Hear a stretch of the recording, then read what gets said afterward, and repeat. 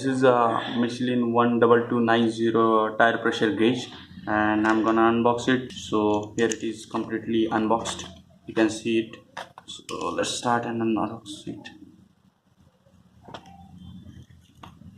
We have cut it initially because last time you received a defected piece. Right.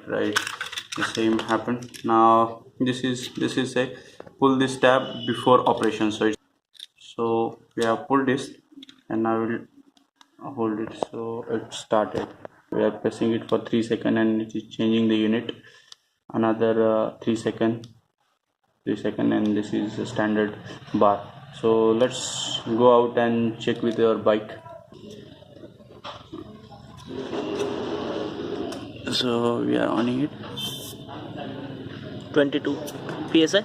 22 psi. So this should be somewhere around 28 or 30. So that tire pressure is low. So this is my bike, and let's on it and use it again.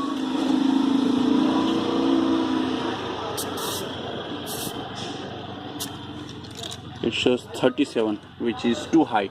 The tire pressure should be around 30 max. So, and let's check the rear tire also.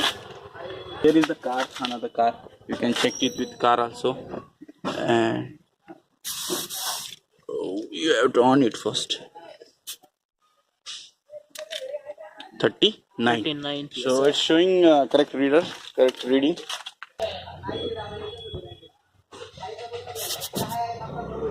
It's showing up to 43. 43, which is too high. So that's the reason. Now come to HF Deluxe. You can check on my bike. And 25. It is low. It should be somewhere right. 30 and 30 above.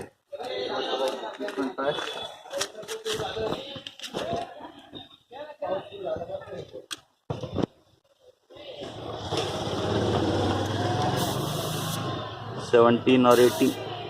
17.5.